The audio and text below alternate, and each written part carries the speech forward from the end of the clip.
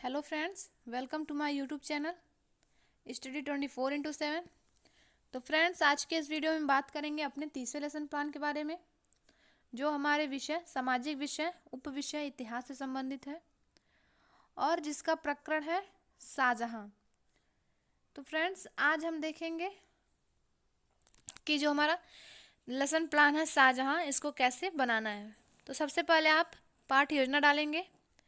पाठ योजना संख्या आप अपने अकॉर्डिंग नंबर डालेंगे। यहाँ पे हमारा 30 है, इसलिए हमने 30 डाला है। फिर आपका आता है विद्यालय का नाम। तो मैंने आपको बताया है कि विद्यालय के नाम में आप उस विद्यालय का नाम डालेंगे जहाँ पर आपकी टीचिंग लगी होगी। तो यहाँ पर आप उस विद्यालय का नाम लिख देंगे। फिर आप 3 कॉलम बनाएंगे, जिसमें आप दिनांक, कक्षा, विषय, प्रकरण, चक्र और अवधि लिखेंगे। तो विषय हमारा इतिहास है, प्रकरण हमारा शाहजहां है, बाकी सारी चीज़ें आप अपने अकॉर्डिंग डालेंगे यहाँ पर। फिर आता है हमारा समान उद्देश्य। तो जैसा कि मैंने आपको बताया है कि समान उद्देश्य हमारा विषय से संबंधित होता है। तो एक बार अगर आपने समान उद्देश्य लिख लिया है तो बार बार आपको लिखने की ज़रूरत नहीं है, आप सभी लेसन प्लान में पूर्वत लिख सकते हैं। तो समान उद्देश्य अगर आपने नहीं लिखा है तो उसका वीडियो हमारे चैनल पे है, आप जाकर देख सकते हैं। इसके बाद है हमारा विशिष्ट उद्देश्य। विशिष्ट उद्देश्य हमारे प्रकरण से संबंधित होता है। तो प्रकरण सभी पाठ्य योजनाओं में अलग अलग होता है, इसलिए विशिष्ट उद्देश्य हमारा बदलता रहता है। विशिष्ट उद्देश्य के अंतर्गत आपको 3 बिंदु देखने को मिल जाएंगे जो महत्वपूर्ण होते हैं। और भी इसके बिंदु होते हैं, परंतु 3 महत्वपूर्ण होते हैं। तो पहला हमारा है ज्ञानात्मक उद्देश्य, दूसरा है बोधात्मक उद्देश्य और तीसरा है क्रियात्मक उद्देश्य। जैसा कि आपको नाम से ही पता चल जा रहा है, ज्ञानात्मक उद्देश्य यानी इसमें ज्ञान मिलने वाला है। और बोधात्मक उद्देश्य यानी बोध जो होता है, बोध मतलब समझना, समझने के उद्देश्य से यह रखा गया है बोधात्मक उद्देश्य। क्रियात्मक उद्देश्य, क्रियात्मक मतलब क्रिया मतलब यानी कुछ करना। तो कुछ करने के उद्देश्य से यह सारी चीज़ें आपको नाम से ही पता चल जाएंगी। तो देखिए, ज्ञानात्मक उद्देश्य में आपको पहला बिंदु क्या लिखना है, छात्र शाहजहां के विषय में जानकारी प्राप्त कर सकेंगे। दूसरा है छात्र शाहजहां के शासनकाल के विषय में जान सकेंगे। बोधात्मक उद्देश्य का पहला बिंदु अर्थात समझने वाला, छात्र शाहजहां के विषय में बता सकेंगे। दूसरा, छात्र शाहजहां के काल में हुए, ये देखिए, प्रशासनिक व्यवस्था व उपलब्धियों का विश्लेषण कर सकेंगे। तीसरा है हमारा क्रियात्मक उद्देश्य, जानने समझने के बाद जो छात्र क्रिया करेंगे उसे हम क्रियात्मक उद्देश्य में लिखेंगे। तो पहला है हमारा छात्र मानचित्र पर शाहजहां के साम्राज्य को दर्शा सकेंगे। दूसरा, छात्र ताजमहल का चित्र पहचान सकेंगे। फिर आता है हमारा सहायक सामग्री। जब भी आप कक्षा में पढ़ाने जाते हैं तो सहायक सामग्री के थ्रू अगर आप पढ़ाते हैं तो बच्चों को ज़्यादा समझ में आता है जल्दी। तो जैसे ये देखिए सहायक सामग्री, इसमें आपका क्या है, चार्ट पर ताजमहल का चित्र, चौक, डस्टर आदि। ये देखिए चार्ट पर जो ताजमहल का चित्र बनाया गया है वो हमारे यूट्यूब पे शॉर्ट वीडियो में है, आप जाके वहाँ पर देख सकते हैं और उस तरह चार्ट आप भी बना सकते हैं। फिर इसके बाद आता है हमारा पूर्व ज्ञान। पूर्व ज्ञान देखिए, पूर्व ज्ञान में आपको क्या करना होगा, पूर्व ज्ञान में देख लीजिए, छात्र शाहजहां के विषय में सामान्य जानकारी रखते हैं। फिर आता है हमारा प्रस्तावना प्रश्न, जिससे पाठ की शुरुआत होती है, पाठ्य योजना की शुरुआत होती है। तो प्रस्तावना प्रश्न बनाने के लिए आपको 3 कॉलम बनाने होंगे, जिसमें क्रम संख्या, छात्राध्यापक कथन, छात्र है तो छात्राध्यापक कथन, तीसरा है छात्र कथन।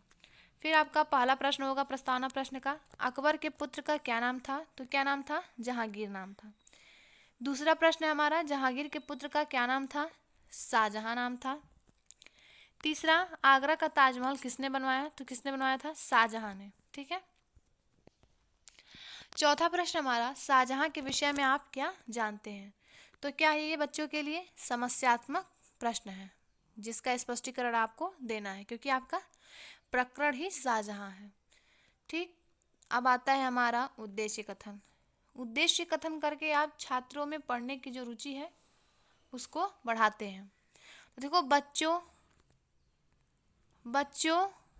आज हम लोग शाहजहां के विषय में विस्तृत अध्ययन करेंगे। फिर आता है हमारा प्रस्तुतिकरण।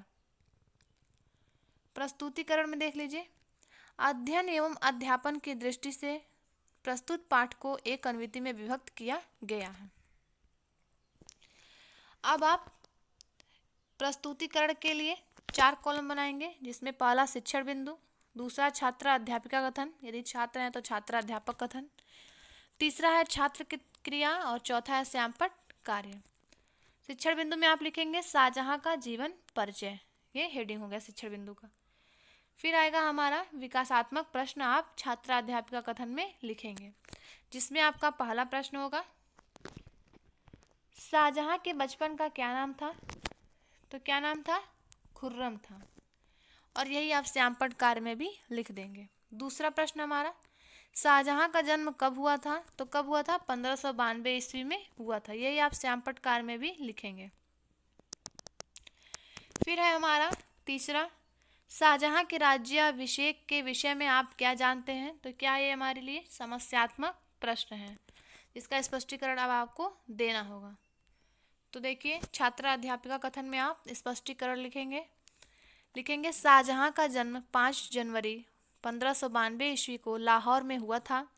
बचपन का नाम खुर्रम था। शाहजहां का विवाह नूरजहां की भतीजी अर्जुमंद बानो बेगम से हुआ था। शाहजहां का राज्याभिषेक 24 फरवरी 1628 ईस्वी को आगरा में हुआ था। और देखिए, छात्र क्रिया में ठीक स्पष्टीकरण के सामने आपको लिखना होगा छात्र ध्यान पूर्वक सुनेंगे। आइए आगे बढ़ते हैं। अब जैसे यहाँ पे शाहजहां का जन्म 5 जनवरी 1592 ईस्वी को हुआ, तो आप यहाँ पे श्यामपट्ट कार्य में इसको लिख लेंगे। फिर स्पष्टीकरण देने के तुरंत बाद आपको बोध प्रश्न होता है। बोध प्रश्न की संख्या आप 2 से 3, 4 रख सकते हैं। बोध प्रश्न में पहला प्रश्न है, शाहजहां का जन्म कहाँ हुआ था? तो कहाँ हुआ था? लाहौर में हुआ था, यह आप श्यामपट्ट कार्य में भी लिखेंगे। दूसरा है, शाहजहां का विवाह किसके साथ हुआ? तो अर्जुमंद बानो के साथ, जिसको मुमताज भी कहा जाता है, आप इसको श्यामपट्ट कार्य में लिखेंगे। तीसरा प्रश्न हमारा, शाहजहां ने किन किन भवनों का निर्माण कराया? तो यह छात्रों के लिए क्या है? समस्यात्मक प्रश्न है, ये छात्रों के लिए समस्यात्मक प्रश्न है।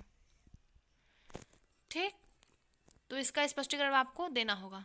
तो न्यू पेज अगर आ जाए तो आपको फिर से 4 कॉलम बनाने पड़ेंगे। शिक्षण बिंदु, छात्र अध्यापिका कथन, छात्र क्रिया और श्यामपट्ट कार्य। मैंने बार बार बताया है, छात्र है तो छात्र अध्यापक कथन आप लिखेंगे। फिर शिक्षण बिंदु में आप लिखेंगे शाहजहां द्वारा बनवाए गए भवन। अब आप स्पष्टीकरण में लिखेंगे छात्र अध्यापिका कथन में, शाहजहां को भवन निर्माण का शहजादा कहा जाता है। शाहजहां ने अपनी पत्नी मुमताज महल की स्मृति में ताजमहल का निर्माण करवाया। यह प्रेम के प्रतीक के रूप में प्रसिद्ध है। यह आगरा में स्थित है। शाहजहां ने मयूर सिंहासन भी बनवाया था। अब देखिए, स्पष्टीकरण के ठीक सामने आपको छात्र क्रिया में लिखना होगा, छात्र ध्यानपूर्वक सुनेंगे। और ये देखिए, श्यामपट्ट कार्य में आपको ये लिखना होगा शाहजहां ने मुमताज महल की स्मृति में ताजमहल का निर्माण करवाया। अब देखिए, उसने दिल्ली का लाल किला, जामा मस्जिद, दीवाने आम एवं दीवाने खास का निर्माण कराया। शाहजहां पहला ऐसा मुसलमान शासक था जो किसी हिंदू महारानी के पेट से पैदा हुआ था। यह आपके परीक्षाओं में पूछा जाता है। शाहजहां जहांगीर की हिंदू महारानी का लड़का था। फिर आता है हमारा बोध प्रश्न का पहला प्रश्न, शाहजहां ने किसकी स्मृति में ताजमहल का निर्माण करवाया? तो किसकी स्मृति में करवाया था? मुमताज महल की स्मृति में करवाया था। तो इसको आप ध्यान देंगे, मुमताज महल की स्मृति में। ठीक, फिर आता है हमारा दूसरा प्रश्न, मयूर सिंहासन का निर्माण किसने करवाया? तो किसने करवाया? शाहजहां ने। आगे बढ़ते हैं हम। फिर आता है हमारा निरीक्षण कार्य। निरीक्षण कार्य में आप लिखेंगे छात्रा अध्यापिका छात्रों को श्यामपट्ट सारांश लिखने का आदेश देंगी एवं घूम घूम कर निरीक्षण करेंगी। आप यहाँ कक्ष का निरीक्षण करेंगी लिख सकते हैं। निरीक्षण कार्य के ठीक बाद आपको पुनरावृत्ति प्रश्न पूछने होते हैं। पुनरावृत्ति प्रश्न मैंने आपको बताया कि आपके प्रकरण से रिलेटेड होने चाहिए, यूनिक होने चाहिए और बार बार उसमें दोहराए हुए क्वेश्चन नहीं आने चाहिए। देखिए, तो पुनरावृत्ति प्रश्न का पहला प्रश्न है, शाहजहां का राज्याभिषेक कब हुआ था? तो 24 फरवरी 1628 ईस्वी को हुआ था। दूसरा है, दिल्ली का लाल किला किसने बनवाया? तो किसने बनवाया था? शाहजहां ने बनवाया था। तीसरा है, मोती मस्जिद का निर्माण किसने कराया? तो किसने कराया था? शाहजहां ने कराया था। चौथा प्रश्न हमारा, शाहजहां की मृत्यु कब हुई? तो 1666 ईस्वी में शाहजहां की मृत्यु हुई। फिर आता है हमारा गृह कार्य। गृह कार्य में आप लिखेंगे शाहजहां ने जिन जिन भवनों का निर्माण कराया था उनके नाम लिखकर लाएंगे। कौन लिखकर लाएगा? छात्र। फिर आप सबसे लास्ट में समीक्षा हेडिंग डालकर छोड़ देंगे, क्योंकि इसमें आपके अध्यापक द्वारा आपकी फाइल को साइन करने के बाद टिप्पणी की जाएगी आपके लेसन प्लान के बारे में कि आपका लेसन प्लान कैसा है, अनुशासन है, किताब पढ़ाने का ढंग कैसा है, बोलने का तरीका क्या है। यह सारी चीज़ें आपकी टिप्पणी में आ जाती हैं। प्रस्तावना प्रश्न कैसे हैं, आपने सहायक सामग्री का प्रयोग किया है कि नहीं, पुनर्बलन कौशल का प्रयोग किया है कि नहीं, यह सारी चीज़ें आपकी टिप्पणी में आ जाती हैं। तो फ्रेंड्स, वीडियो अच्छा लगे तो लाइक करें, शेयर करें और ऐसे ही वीडियो देखने के लिए हमारे चैनल को सब्सक्राइब करें। मिलते हैं नेक्स्ट वीडियो में। Thank you friends.